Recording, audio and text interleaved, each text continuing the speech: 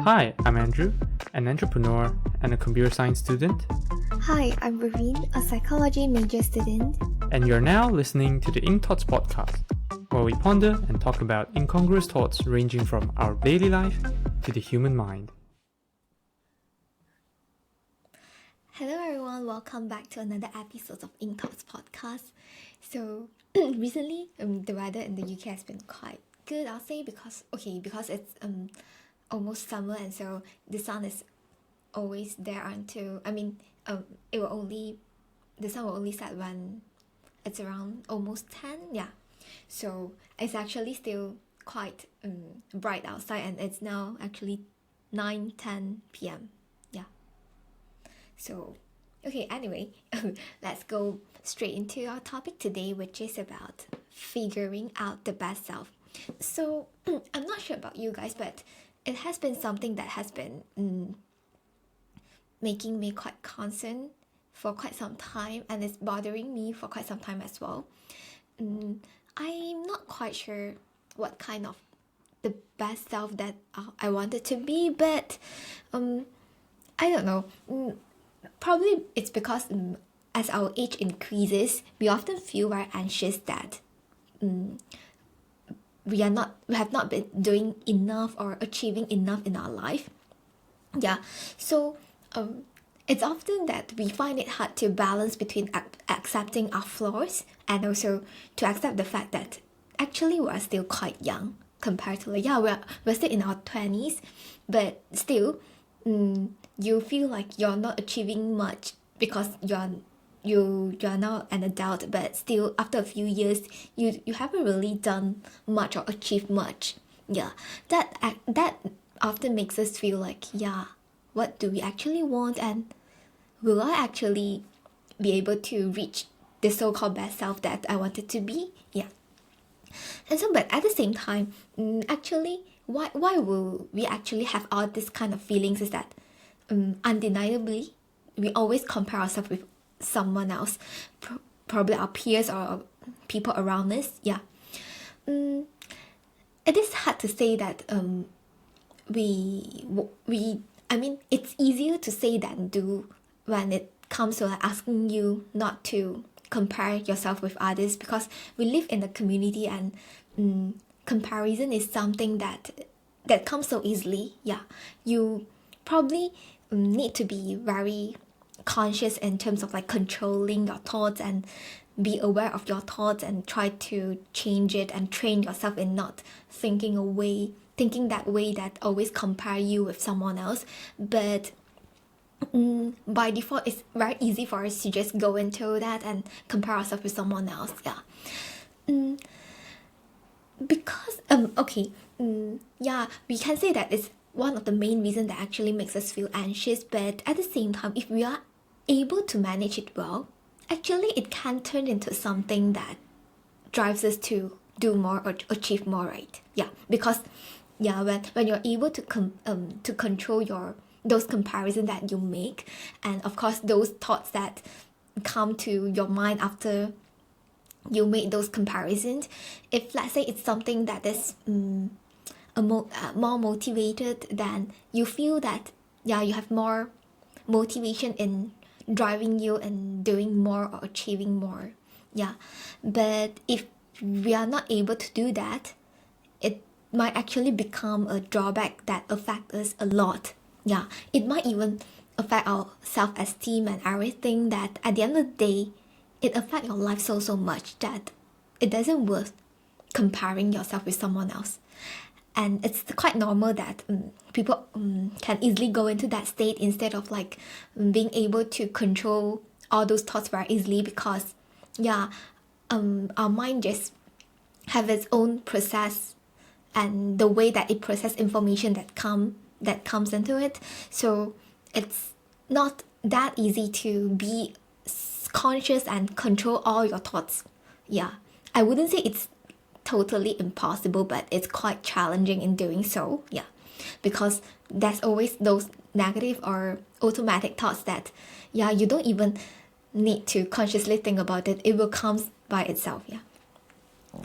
So recently, people have been talking a lot about being disciplined, being productive, and sometimes it might actually get us into an unhealthy relationship with like productivity and also being disciplined, because we tend to have those kind of ideas like, yeah, I have to do, let's say today you're watching a YouTube video and people wake up at 5 a.m. every morning. Then you say, yeah, I have to do that, yeah, or else I'm not being disciplined. But actually, there's a lot of other stuff, other confounding factors that we should take into consideration, like individual differences, like will your body actually work that well at 5 a.m. or probably they would wake up, they prefer waking up and do some workout, and maybe for you it's waking up and reading that suits you better, something like this. Yeah, so there's actually a lot of individual differences that we need to take into consideration as well when we are trying to try to learn from someone else. I'm not saying that it's not good to learn from someone else. Of course, when you don't really know what to do, learning from someone else is the easiest way and most straightforward way, and through that it will help you to figure out, is it something that you want to do.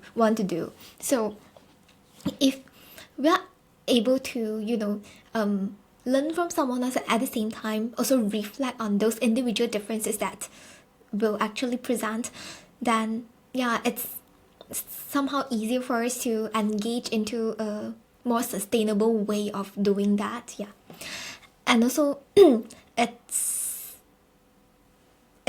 not easy for us to say like today, yeah, don't compare with someone else. It's almost impossible. Like you just automatically would do, and if you don't do, people around you will do so as well. So yeah, it's quite hard to say you don't want that to happen, and don't want that you don't want that to do. So it somehow makes us wonder like how to figure out the best stuff though. Like if we are not following what others doing, then what should we do, right? Yeah.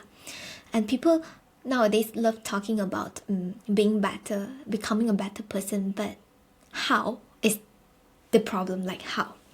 So one of the problem is also like most of the time we don't really have a very good idea or clear idea about what our best self might look like. It's hard for us to define as well. Yeah, when we face challenges and defining it also makes it hard for us to have a direction in which way should we work towards and stuff like this, right?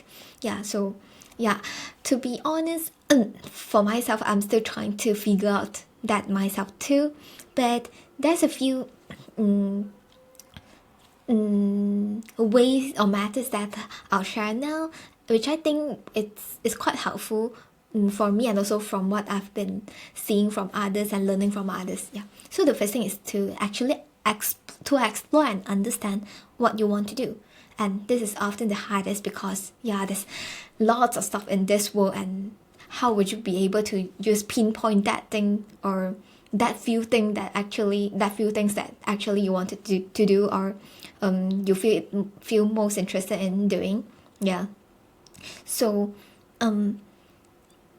instead of that, we can use another method, which is to identify those things that we don't like to do. Yeah, after we try to explore it, we can kind of eliminate those that we don't really enjoy doing, or we, after experiencing it, we have a sense like, that's not what I want to do for the rest of my life, something like this. Yeah.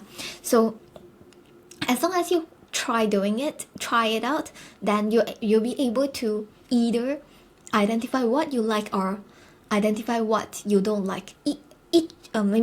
Either way is a progress, because by eliminating those things that you don't really enjoy, it helps you to get a clearer idea of what you don't want, and it helps you to eliminate some of those choices that you have, which will eventually help you in understanding what you actually want better. Yeah.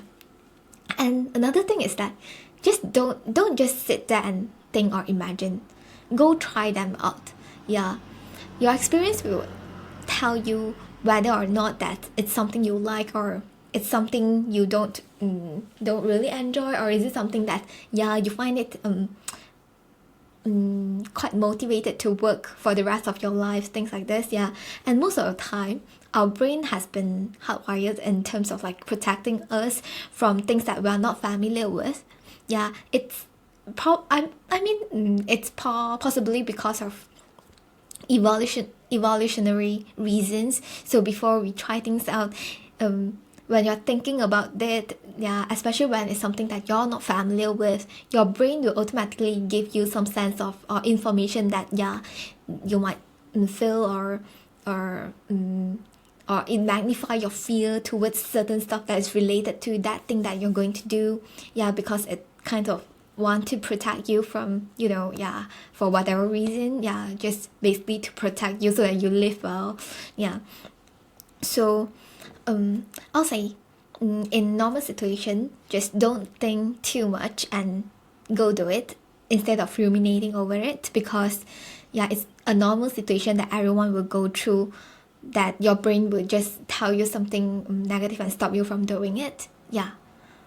So the next thing, after trying out, basically, because there's just so many stuff in this world, so try and error is the way of trying to figure out what we want in life.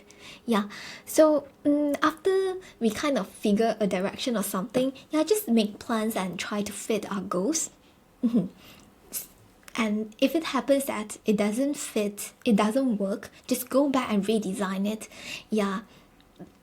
Achieving a dream life or becoming a best self, it's not that straightforward or that easy. We have to go through a few steps and also challenge ourselves throughout the process as well, and slowly get to where we are dreaming of achieving.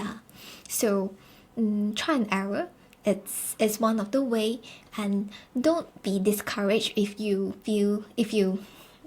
notice that you feel in between and you have to go back and do it again, because most of us do it. Of course, I won't deny that in this world there are some luckier people that they really know what they want to do, and so they have more straightforward and clearer idea of what they need to complete or need to achieve in order to becoming the kind of person that they want to be. But if let's say you feel in between, it's fine. Let's just go back together and do it again, because it's not just you. There's a lot of people in this world trying to becoming the better version of themselves, but still they struggle. Because there's just so many stuff happening in this world. So and next I'll say there are some people prefer to have a role model. I personally don't really have one, so it's quite difficult for me to follow this, but the idea here is basically to manifest what kind of person you want to be. So it's kind of utilizing the law of attraction here, but law of attraction doesn't mean asking you to sit there and do nothing and daydreaming. You can achieve your you can achieve your dreams or goal, but in a way that you use that as a motivation for you, so that you work towards that direction, and then while maintaining a positive affirmation and belief that with hard work, determination, perseverance, that you'll be able to achieve that. Achieve what you want, or become become the kind of person that you want to be. So it's not about just sitting there daydreaming and do nothing. You have to do something. That acts as a motivation, and also in a way you always believe that you'll be able to do that. Which is recently I quite like this idea of law of attraction. I've been watching some videos of people sharing their experiences, which I think is quite interesting as well. And in a way it actually helps us to build up our self-esteem slowly as well, because whenever we are trying to work on something and we believe that we will be able to do it, although in between we might fail a few times, but eventually we'll be able to do it because we believe that we can do it, and so we don't give up. Because of this, so at the end of the day you still will be able to achieve something that will make you feel happy and also increase your sense of satisfaction towards your performance and everything like this. Yeah, so I think it's actually quite a healthy way in motivating someone. But of course, be clear that it's not just you sitting there doing nothing. Yeah. So I guess that's all that I wanted to share today. Basically about how to figure out ways to slowly work towards becoming the best version of ourselves. Yeah. I've been feeling quite lost for quite some time because I don't really know what kind of person I actually truly want to be. And so I try to find out some ways, and slowly I mean it might not come to you immediately, like after you do all this it will come immediately to you. It doesn't really work like this. So it takes some time for you to slowly think about it and reflect on it and slowly come out with the way or with the idea of what you want to be or what kind of person you want to be, and through that you slowly work on it and slowly achieve that. So thank you everyone for listening, and I hope you guys will be able to work on it and becoming the type of person that you're looking for.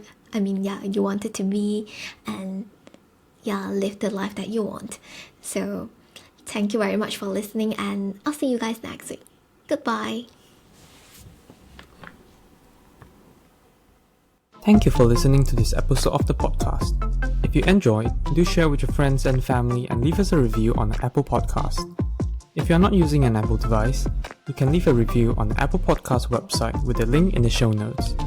If you have any feedback or thoughts which you hope that we'll discuss in the future, feel free to email them to us at hello@incthoughts.com, or alternatively, you can send us a private message on our Facebook, Instagram or Twitter with the username of incthoughtspod.